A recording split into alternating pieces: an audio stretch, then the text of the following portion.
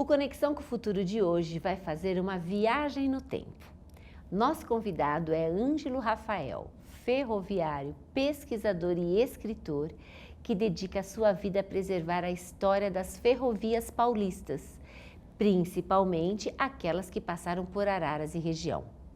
Uma conversa sobre memória, identidade, saudade e a importância de valorizar aquilo que construiu cidades, famílias e caminhos. Bem-vindo, Ângelo, ao programa Conexão Futuro. Um prazer tê-lo aqui com a gente. Obrigado, o prazer é meu. Agradeço o convite, estar aqui mais uma vez. É isso aí, você já esteve aqui na Já TV, estive. né? Mas, para o nosso público do Conexão com o Futuro, conte um pouquinho quem é Ângelo Rafael, como nasceu essa sua paixão por ferrovias, né? Tanto como trabalho, como também para você trazer hoje essa memória em seus livros. Conte um pouquinho dessa sua trajetória. Bom, eu sou Ângelo Rafael, sou pesquisador ferroviário, né? Eu tenho a paixão pela ferrovia desde criança, não sei sinceramente de onde surgiu. Surgiu, né? Eu não tenho uma data prevista de como começou, desde que eu me conheço eu gosto. Sim. Hoje eu exerço um trabalho de pesquisa de ferrovias paulistas, principalmente as extintas, da antiga Companhia Paulista de Estradas de Ferro. Sim. Hoje eu estou mais focado na região aqui de Araras, Rio Claro, Itirapina, que é as linhas da antiga Paulista, né? Escrevi 2 livros, eu sou autor do livro Um Trem para a Saudade e Causos e Histórias de Ferrovias Paulistas. Estou com mais alguns projetos por aí.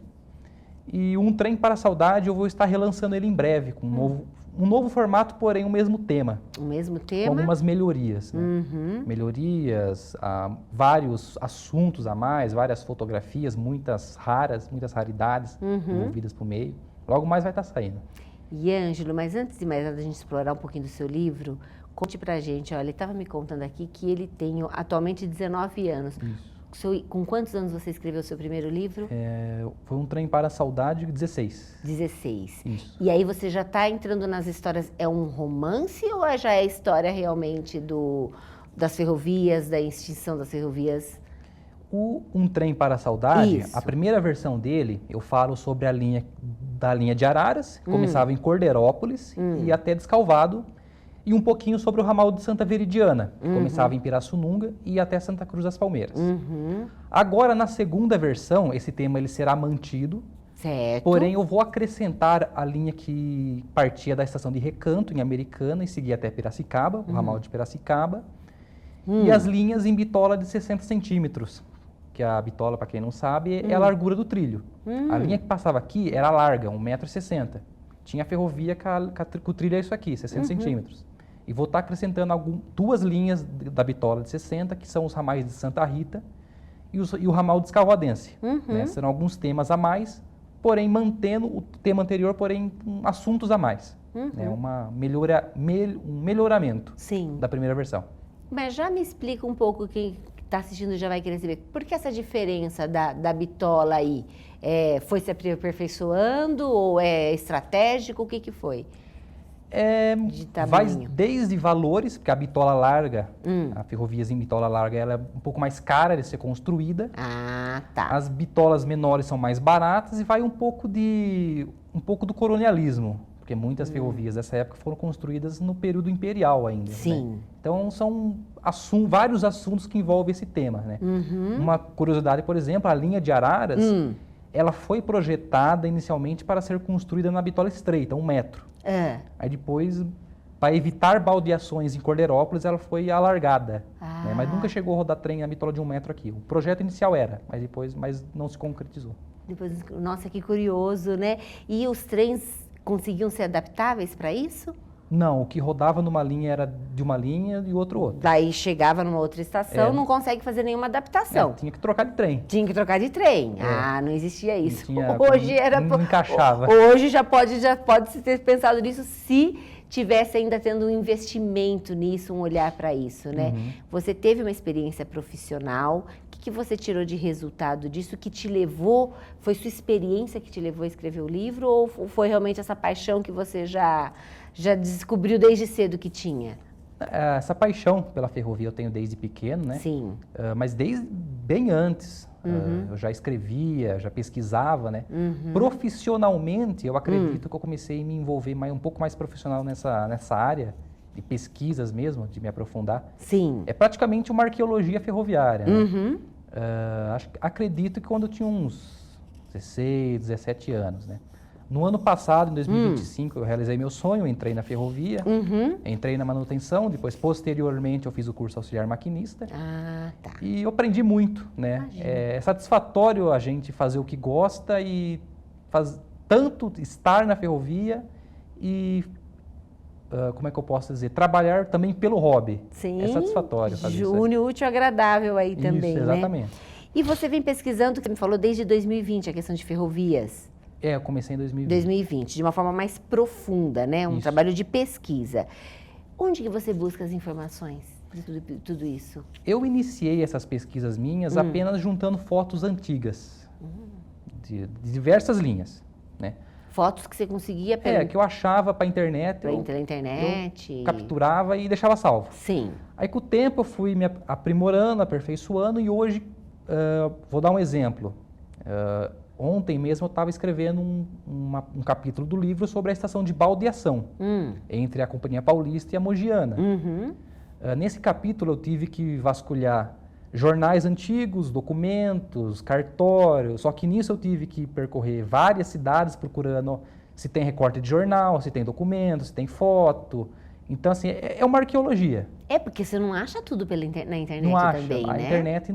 Nesse tema, não acha quase nada do que interessa para a gente mesmo. Então, tem que fuçar bastante. E você viajou por várias cidades para conseguir em bibliotecas, em sebos, esse tipo de informação? Normalmente é bibliotecas e câmaras municipais que normalmente mantêm esses arquivos originários das ferrovias que passavam por elas. E você tem esse acervo de peças, de documentos, esses registros históricos, você guardou tudo, tem tudo com você, é isso? Que você retrata nos livros também? Eu tenho na minha casa um pequeno acervo com peças e bastante documentos, né? Bastante fotografias, recorte de jornais, né? Coisas que eu vou juntando ao longo do tempo, ou coisa que ferroviário antigo estava dando embora, jogando fora, eu fui restaurando, pegando e tá lá salvo. E, Ângelo, antes de a gente entrar até no tema mais prático disso, por que você considera tão importante preservar essa memória coletiva? Não só a ferrovia, acho que toda a memória tem que ser preservada. Como a minha área é ferrovia, eu foco nisso. Claro. Mas a ferrovia ela foi muito importante, né? A ferrovia carregou o país de 1854, quando o Barão de Mauá inaugurou a primeira estrada de ferro Mauá, até meados da década de 50, o Brasil foi carregado por trem, entendeu? E hoje, infelizmente, foi esquecido, covardemente. Mas, enfim, é um tema um tanto quanto complicado esse. De tratar, né? Porque tem muitos interesses em tudo isso. É um tema extenso, eu diria. Extenso. Nós estamos falando de políticas públicas que nunca mais existiram para preservação e manutenção de ferrovias, né? Isso. E aí tem muito a ver também, você considera que tem muito a ver o aspecto desses investimentos nas rodovias, que isso para um gestor público aparece muito mais? Também. O caminhão é o inimigo do trem. Tem uma parcela de culpa ali. Mas é um tema extenso, né? Por exemplo, se me permite... Claro, pode falar. As pessoas têm a mania de falarem o que elas acham e o que elas ouvem falar. Elas não vão atrás de saber a informação correta. Principalmente com o advento da internet hoje, né? Pois é. Muitas pessoas têm mania de dar nome aos bois. O Fernando Henrique Cardoso acabou com o trem, o Covas acabou com o trem de passageiro. O que eles fizeram na década de 90 com as ferrovias foi excelente. A ferrovia, ela no Brasil, ela está sendo destruída, deplorada, desde a década de 30, com a queda da Bolsa de Valores de Nova York, de 1929, afeta os preços do café no Brasil. Certo. E muitas ferrovias até então, construídas na época do Império, foram construídas para o transporte de café. Então já começa o baque aí. Tá. Da década de 30 até 50, elas oscilam bastante. Continuam, né, existindo de uma forma não tão recebendo investimento. Isso. Elas chegam na década de 60 com muitas linhas, ramais e estações sendo considerados antieconômicos e deficitários. Tanto que a partir de 1960 para frente, muitas linhas e estações são desativadas. Sim. Porque eram já considerados antieconômicos. Sim. Então, se for ver bem, a ferrovia ela começa a sua deploração a partir da década de 30, né? Tanto que chega no final da década de 90 com total deploração, não tinha manutenção, fora os trens já nem tinha mais horários, por dizer. É um tema bastante extenso, dá para listar tudo que tinha. Um monte de coisas sucateados aí, Isso, né? Exatamente. E nós estamos falando de quantos quilômetros de ferrovias hoje que foram desativadas? Você tem ideia? Eu não tenho ideia em questão de números, mas muitas linhas consideradas importantes no passado. Algumas nem tanto, outras sim, mas muitas foram desativadas. Muitas linhas, muitas estações. Sim. Por exemplo, no trecho entre Itirapina e Pederneiras, o trecho é ativo. Sim, sim. Ele tem uma renda boa, só que há várias estações desativadas. Campo Alegre, Espraiado, Aterrado, Brotas não. Brotas está desativada também. Desativada, né? A linha funciona, só que muitas estações desativadas. Sim. Estações que foram consideradas antieconômicas. Entende? E que às vezes hoje algumas estão funcionando até como entretenimento. Como Centros culturais e tal. Muitas estações hoje o trem só passa, né? Isso. Mas isso não vem só de hoje, desde... Para viver uma experiência que tem muita gente da sua geração que não sabe o que é andar de trem, né? Não tem essa memória. Exatamente. Acredito que foi só um exemplo, para vocês entenderem, um exemplo curto, né? Porque se eu for entrar muito nisso aí, eu fico o dia inteiro falando. Sim, sim. Entendeu? É extenso esse tema. Mas agora nós vamos falar também um pouquinho sobre preservação e memória, mas eu vou para um rápido intervalo e daqui a pouco eu volto com o Ângelo.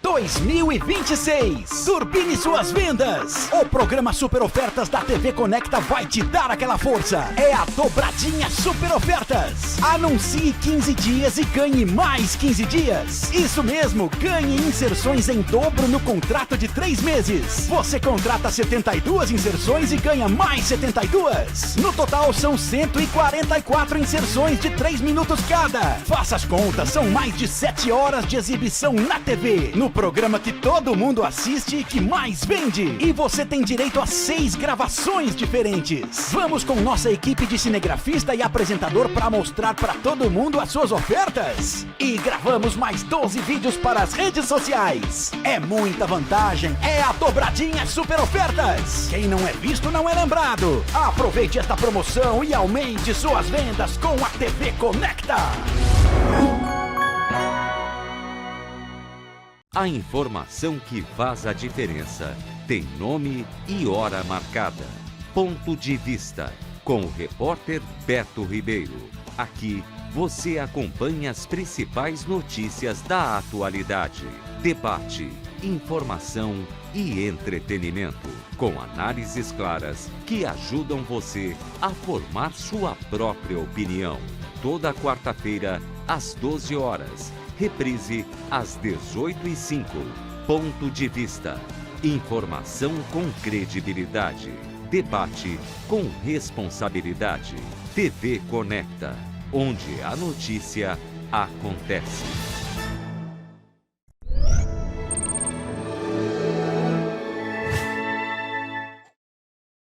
Olá, estamos de volta e eu converso com o Ângelo Rafael, ferroviário, pesquisador e também autor já de 2 livros. Por falar em seus livros, vamos lá, você tem os livros Um Trem para a Saudade, que você já me falou, e Causos e Histórias das Ferrovias Paulista. O que te motivou a transformar pesquisa em livros? Um Trem para a Saudade, como eu falei, são pesquisas ao longo dos anos. São pesquisas que foram realizadas ao longo dos anos. Né? O livro de Causos e Histórias, foi um livro curto, né? Que eu entrevistei bastante ferroviário antigo, bastante maquinista, pegando histórias e ocorridos e virou um livro. Porém, esse livro de Causos, ele não deu, entre aspas, assim, tanta renda quanto Um Trem para a Saudade. Eu notei que o livro Um Trem para a Saudade, o pessoal gostou bastante. Tanto que eu estou reescrevendo, porque tem muita gente querendo ainda. Né? Que bacana! Aí eu pensei, em vez de eu fazer mais exemplares, eu vou reescrever e colocar mais temas e melhorar ele. né? E Logo vai estar saindo. eles têm versão digital ou só versão impressa? Não tem, eu preciso fazer. Vai também Vai entrar para a ter. versão digital, Vai bacana. ter tanto versão física, versão digital e a compra do livro físico por internet. Estou Entendi. programando tudo isso ainda. Bacana. E você, dessas pessoas que te dão esse feedback, qual é o perfil do público leitor? A maioria, o público-alvo, normalmente são pessoas que viveram a época. Né? Eu classificaria o público em 3. O público-alvo principal é pessoas que viveram a época ou têm ligações. O pai foi chefe de estação, ou a própria pessoa foi ferroviário. Sim. Segundo, são pessoas que também gostam da ferrovia, porém não são da época. E terceiro, a minoria são curiosos que se interessam pelo tema. Vou ler para... Entender um pouquinho Entender como um que é pouco tudo mais. isso, né? Exatamente. Afinal, nosso país foi tão glorioso nessa parte de ferrovia, né? Acho que foi uma das referências, foi o Brasil também, né? Sim. Né? Já foi um dia. Já né? foi, estamos falando lá antes de 30, né? Aprendi que em 30 já começaram. Até os anos 50, a ferrovia estava começando a ser deficitária, porém silenciosa. Não era notória ainda tal déficit. Não estavam Começa percebendo. a escancarar da década de 60 para frente. Sim. Né? E nos seus livros você fala muito dos nossos ramais aqui da região, né? O ramal de Arara, Santa Cruz das Palmeiras e Piracicaba. Por que são tão simbólicas essas ferrovias? Olha, desse tempo de pesquisa, fazem 6 anos esse ano que eu pesquiso só essas linhas. Sim. Né? Eu não sei dizer em palavras, mas alguma coisa me chama a atenção neles, principalmente na linha do ramal de Santa Veridiana, que vai até Palmeiras. Acredito que porque não foram modernizados, eles eram bem mantidos até quase a sua extinção, porém não foram modernizados. Muitas estações ainda tinham as características como no século XIX, quando elas foram abertas. Então, assim, se pegar a Companhia Paulista entre 1970 e 71, quando estava transigindo para a FEPASA, de todas as linhas, essas eram as que mantinham ainda raízes do século XIX. Que legal. Entendeu? Então, eu acho pitoresco, eu diria. Né? Inclusive, eu tenho um grande amigo, Leandro Guidini, que também pesquisa essas linhas, ele fala a mesma coisa. Né? Eu acho porque preserva ali toda uma história, tudo aquilo... Exatamente. De quando surgiu realmente, né? Exatamente. Infelizmente, hoje não tem mais nada. Né? Tem algumas estações perdidas no meio do mato, mas eu acho interessante essas linhas. Elas têm uma magia diferente ali. Tem.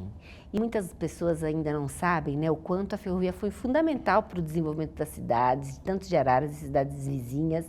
Como que você considera esse impacto histórico? A ferrovia, ela chegou porque não se tinha outro meio, só tinha ferrovia, não tinha caminhão, não tinha telefone, não tinha...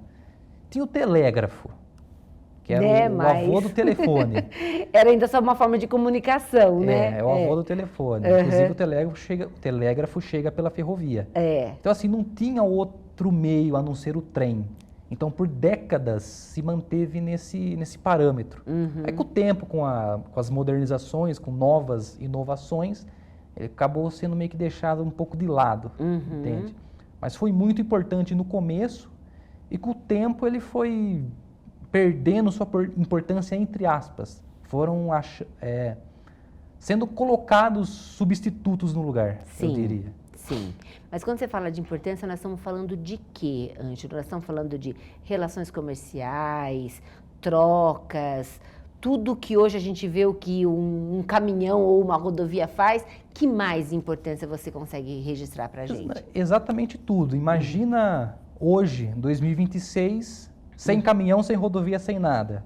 A gente viu a greve dos caminhoneiros, o que aconteceu, né? É exatamente de 1854, quando a ferrovia chegou no Brasil, até 1940. Imagina esse mesmo cenário, porém sem a ferrovia. Entendeu? É uma excelente comparação.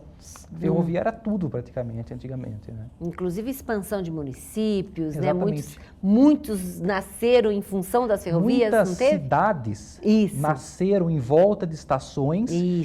Porém, muitas estações foram abertas de forma provisória. E acabou virando cidades em volta. Exatamente. Muitas estações foram abertas de forma provisória, sem perspectiva de nada, e acabou gerando cidades. Por haver uma necessidade ali. Isso. Né? E que geraram hoje esses municípios, né? Bacana isso. Muito. E quando você escreve sobre os lugares onde o trem já não passa mais, o que fica? Saudade, denúncia, esperança? Fica nostalgia, fica uma saudade de uma coisa, e pelo menos para mim, uma coisa que eu não vivi, ou eu acho que eu não vivi, né? Esperança, quase nula. Nula? É nula praticamente. Você acha que não existe uma possibilidade disso voltar no tempo e ter um olhar mais generoso, inclusive comercialmente falando, que seja vantajoso? Com os parâmetros de hoje, não, porque não tem como uma ferrovia operar hoje como foi nos anos 50, por exemplo. Muita coisa mudou, a operação ferroviária mudou. Fica a nostalgia e a tentativa de se propagar essa história, né? Sim. Se nem na década de 60 ainda não era notório essa mentalidade de preservação ferroviária, imagina hoje que acabaram com tudo praticamente. Exatamente. Por mais que tenha a mentalidade hoje, mas não tem o que tinha antes. Então, na época tinha uma coisa, mas não tinha outra, e hoje está ao contrário. Então, provavelmente nossas gerações futuras vão encontrar nos seus livros esse conhecimento das ferrovias, né? Provavelmente. Pois é. E o que a perda dessas ferrovias diz sobre a forma como o Brasil trata a sua própria história? Como você vê isso? O brasileiro é complicado, né? Às vezes eu me questiono filosoficamente que o fim foi inevitável. Já era, desde quando a ferrovia chegou no Brasil, acredito que quem fosse um pouco mais inteligente já notaria visivelmente que haveria um fim em algum momento. Em algum momento da história haveria um fim. Foi inevitável o fim.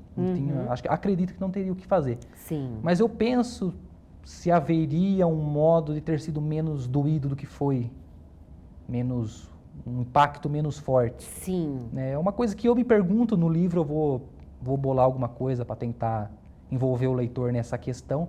Despertar nele, cada um a tua consciência em relação a isso. É uma pergunta que hoje eu tenho poucas respostas, né? Eu me pergunto bastante, né? E eu estou em busca dessa resposta até. Você ainda está em busca dessa resposta, né? E assim vai. Acredito que haveria, sim, talvez algum modo de ter sido menos forte o tranco do que foi, mas é um tema interessante até a ser E você fez um concurso para maquinista, né? Hoje existem pessoas ainda ingressando nisso? Quais são as oportunidades que a gente pode encontrar ainda vindo através das ferrovias? Sim, a ferrovia hoje no Brasil, ela não é como as pessoas falam. As pessoas elas aumentam demais a conversa. Acabou tudo, não tem mais nada. Existe alguma coisa, Bastante, né? muito. Bastante, E a perspectiva é aumentar. A perspectiva é aumentar, porém, acredito que para cargas. Para passageiro, eu sinceramente, como pesquisador e tal, por mais que eu sou novo, tá tendo o projeto Trem Intercidades para vir até Campinas. Eu só vou acreditar quando eu ver. Verdade, eu vi esse projeto, lançou mesmo, e a previsão era que ficaria pronto em 2026. Pois é, né?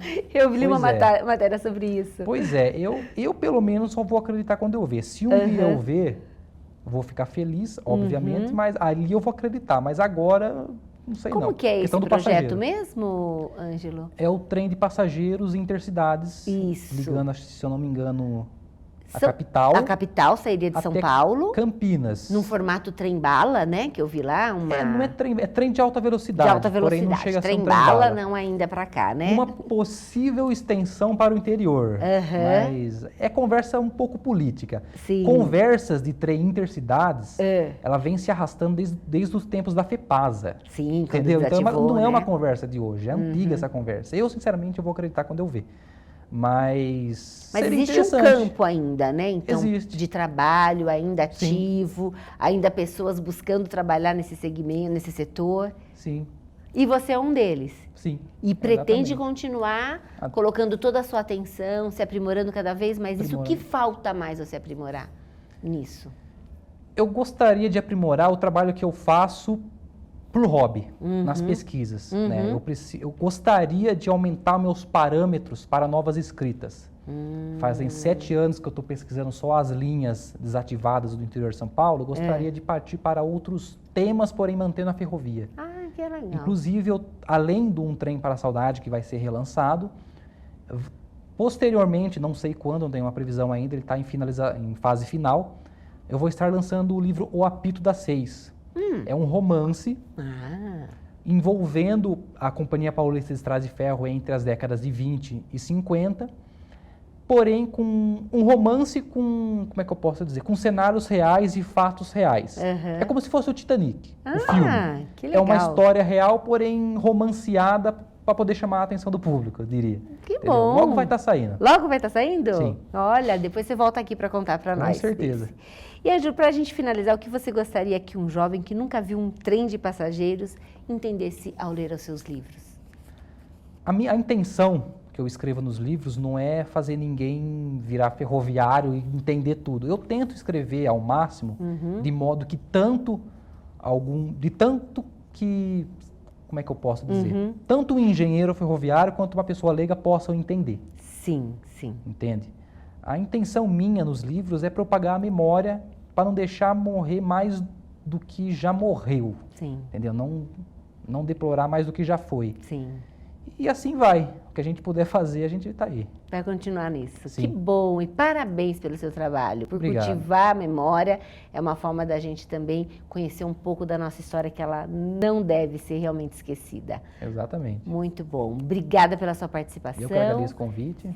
E eu agradeço você que nos acompanhou até aqui. Até o próximo programa e mais histórias que nos conectem também ao futuro.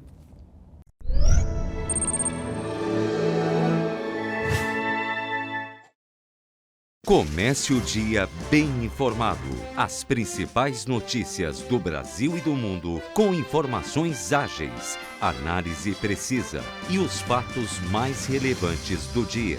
Jornal Manhã Conecta, apresentado por Jaqueline Bonum e Gabriela Rando. Credibilidade, clareza e compromisso com a informação.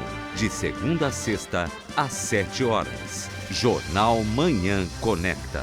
Conectando você aos fatos que movem o Brasil e o mundo. 2026. Turbine suas vendas. O programa Super Ofertas da TV Conecta vai te dar aquela força. É a dobradinha Super Ofertas. Anuncie 15 dias e ganhe mais 15 dias. Isso mesmo, ganhe inserções em dobro no contrato de 3 meses. Você contrata 72 inserções e ganha mais 72. No total são 144 inserções de 3 minutos cada. Faça as contas, são mais de 7 horas de exibição na TV. No programa que todo mundo assiste e que mais vende. E você tem direito a 6 gravações diferentes. Vamos com nossa equipe de cinegrafista e apresentador para mostrar para todo mundo as suas ofertas. E gravamos mais 12 vídeos para as redes sociais. É muita vantagem, é a dobradinha Super Ofertas. Quem não é visto não é lembrado. Aproveite esta promoção e aumente suas vendas com a TV Conecta.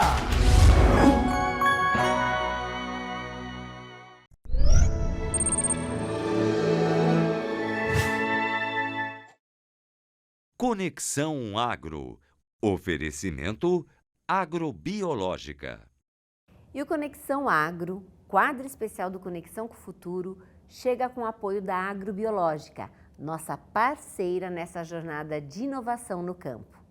No episódio de hoje, a entrevistada é a Caroline Wesp, professora da Universidade Federal do Rio Grande do Sul, que falou sobre manejo integrado com foco em doenças foliares da soja.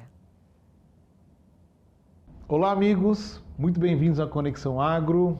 Olá, Dani. Olá, mais um programa, que legal! Temos hoje a Caroline, nossa convidada. Exato, a Caroline também, uma das nossas convidadas especiais do dia de hoje. Seja bem-vinda, Caroline. Muito obrigada, agradeço o convite aí de participar com vocês. Legal, e hoje a gente vai falar de um tema muito importante, que é o manejo integrado de doenças.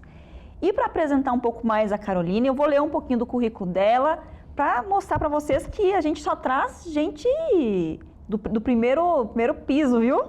Então, a Caroline Wesp Guterres, ela é bióloga, formada pela Universidade de Passo Fundo, mestre e doutora em fitotecnia, com ênfase em fitopatologia, pela Universidade Federal do Rio Grande do Sul.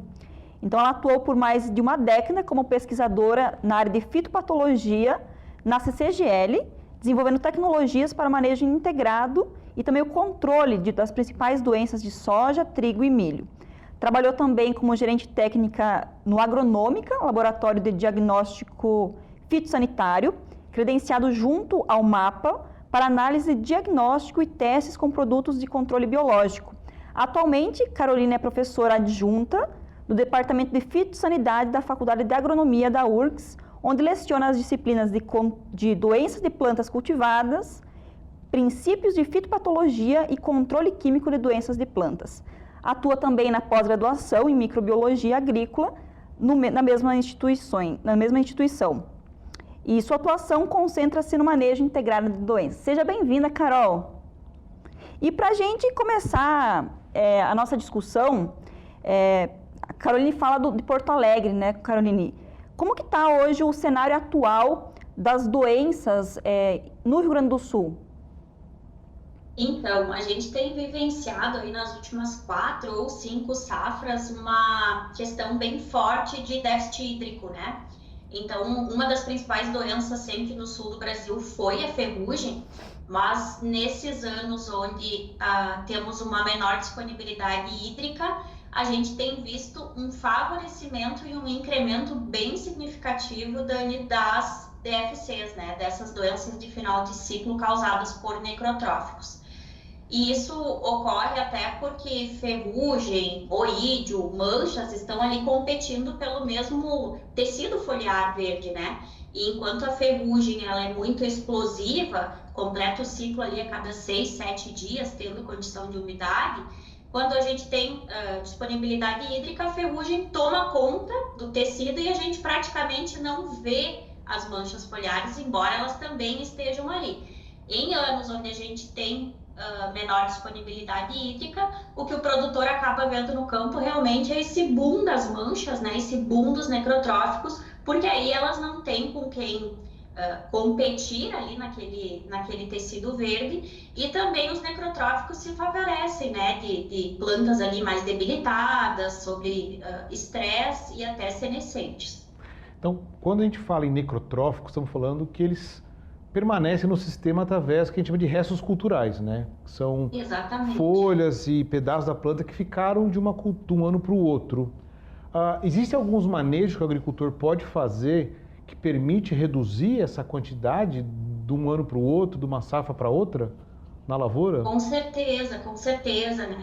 Algo que impactaria muito no manejo dessas doenças aí, que sobrevivem na palhada, né, restos culturais e até nas sementes, seria a rotação de culturas, que infelizmente, né, não ocorre em todas as regiões. Então a gente acaba fazendo muito soja sobre soja, né, ou milho sobre milho, trigo sobre trigo, e isso vai favorecendo a sobrevivência desses patógenos ali que conseguem sobreviver nesses restos culturais. Outro ponto importante seria ter um olhar mais apurado para a questão de qualidade das sementes, né? Além da rotação de culturas que reduziria esse inóculo, se a gente, sabendo que esses patógenos podem estar ali já na semente, ter uma semente de qualidade ou tratar essa semente com um produto químico ou um produto biológico que vá reduzir esse inóculo inicial, seria bem importante. Tá, e esse inóculo dessas doenças, eles causam um prejuízo grande para o produtor hoje? Essas doenças de final de ciclo, principalmente? Sim, com certeza, né? Até o nome que a gente acaba dando, doenças de final de ciclo, muitas vezes pode levar o produtor até um erro no manejo, porque ele observa essa doença mais ao final do ciclo. No entanto, esses patógenos entram em contato com a cultura muito cedo, né? Já no momento ali de semeadura via restos culturais no solo ou via semente. Então, a questão de momento de controle, né, é bem importante. Quando que o produtor vai manejar essa doença? Geralmente ele acaba fazendo isso muitas vezes tarde, e os danos aí já são, em muitas situações, irreversíveis. A gente fala aí em torno de 10 a até 40% de perdas em função desses patógenos necrotróficos. Falando em média, né? Claro que existem situações onde pode-se ter mais ou menos, dependendo também da reação da cultivar. Mas são doenças aí que causam um impacto bem significativo na produtividade. E Qual a sua visão hoje, Caroline, a respeito das ferramentas biológicas disponíveis no mercado, seja para tratamento de semente, como você havia comentado, também como um manejo preventivo para essas doenças de final de ciclo em soja? É um caminho consistente de evolução? Sim, eu vejo que é um caminho sem volta, tá? E eu acho que é muito legal que hoje o produtor ele está sendo muitas vezes até obrigado, né? Por que eu digo obrigado? O que a gente vê hoje? Uma menor eficiência dos fungicidas químicos em relação ao controle de diversas doenças nas grandes culturas, né? Não só ferrugem, mas próprio crescimento de cercóspora aí, menor sensibilidade de estrobilurinas, de benzimetazóis. E aí ele precisa achar alternativas para controlar as doenças que já não são tão bem controladas pelos produtos químicos. E aí a gente tem um resgate de algo que é nosso velho conhecido, né, há muito tempo e que a gente acaba não fazendo, que é o manejo integrado de doenças. E nesse sentido, né, obviamente o controle químico ele está inserido dentro do manejo integrado, mas como eu comentei anteriormente, né, rotação de culturas, tratamento de sementes, o uso de produtos biológicos, escolha de cultivares, tudo isso vai contribuir para que a gente tenha um melhor controle. Então, o que eu costumo até dizer, né? Talvez um pouquinho pela dor, a gente está indo para um caminho que eu acho que é um caminho realmente que vai nos levar a melhores patamares de controle, né? E pensando realmente ali em termos melhor manejo de doenças e sustentabilidade, que eu acho que é bem importante. Então, os biológicos são sim uma ferramenta, no meu ponto de vista, indispensável e que contribui muito para o manejo de doenças da soja. Perfeito. Então fica claro e evidente que a gente precisa integrar essas ferramentas, né? E a pergunta é como a gente integra essas ferramentas, né? E quais são os erros mais comuns que a professora vê no campo nessa integração e nesse uso desses produtos? O que eu vejo assim de erro mais comum seria ter aquela expectativa, né, de que o biológico vai atuar como químico. E nem o químico está mais atuando como atuava antes, né? Mas seria aquela coisa do controle imediato, não ter que construir uma sanidade, né? Ou estar acostumado lá a ter um nível de doença e aí iniciar o manejo com algum produto. Então, acho que a gente precisa quebrar alguns paradigmas, né? Pensando nessa questão de manejo integrado, que seria principalmente o momento de adoção dessas ferramentas, tanto químico quanto biológico, né? Bastante importante a utilização cedo, de forma preventiva, a fim de que a planta tenha tempo de responder, né? Porque hoje também a gente sabe que os biológicos não têm um efeito só direto sobre a doença, mas também atuam sobre a planta, promovendo crescimento, induzindo resposta de defesa dessa planta. Então, a gente precisa que essa planta tenha tempo hábil para estar preparada para quando entrar em contato com o patógeno.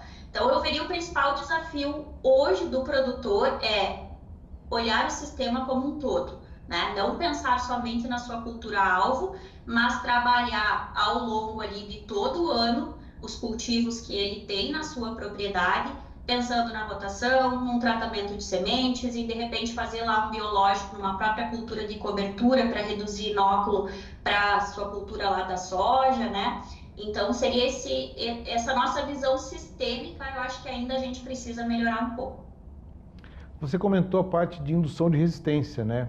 Alguns micro-organismos até têm uma certa capacidade de induzir resistência, mas hoje existem várias ferramentas no mercado.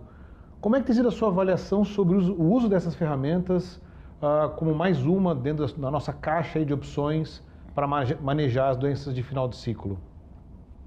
Uma coisa bem interessante, né, que o próprio FRAC, que é um comitê que estuda a resistência aos fungicidas, publicou, eu acho que tem menos de 2 anos, uma recomendação lá para manejo de resistência aos fungicidas em diversas culturas, não só na soja. E aí, um dos pontos que eu gosto até de trazer bastante para os alunos em aula, né? Fala, sim, da questão de rotacionar ingredientes ativos, que isso a gente já sabe há bastante tempo.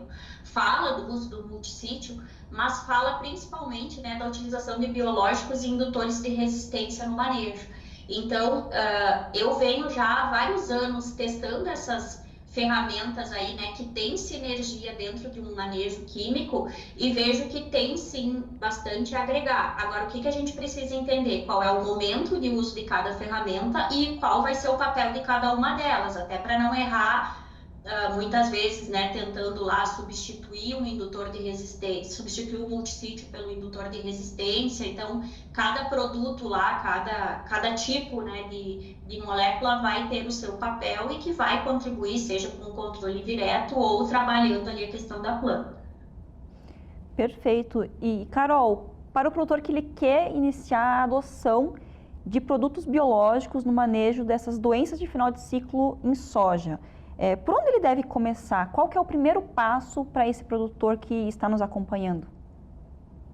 Eu acho que é bem importante também sempre buscar, né, Dani, produtos que sejam validados pela pesquisa, empresas sérias. Hoje a gente tem uma disponibilidade muito grande, né, de empresas, de produtos biológicos, mas a gente nem sempre tem um controle de qualidade desses produtos. Então, o que eu veria como primeiro passo para quem tem interesse, né, e muita gente tem buscado informação e tentado conhecer os biológicos, seria buscar empresas que tenham uma fundamentação também de pesquisa, que tenham resultados validados pela pesquisa no campo, né, resultados comprovados, e que apresentem ali também alguns parâmetros mínimos de qualidade, né, de concentração, pureza, a própria questão de compatibilidade hoje é bem importante, né, mas felizmente hoje cada vez mais a gente tem informação e ferramenta disponível para esse produtor, para ele trabalhar o biológico desde lá a sua semente, de repente uma aplicação na própria dessecação, né, durante o ciclo das culturas, ou do biológico em isolado, ou em associação com o químico. Então, temos muita informação e basta saber procurar também no lugar certo, né?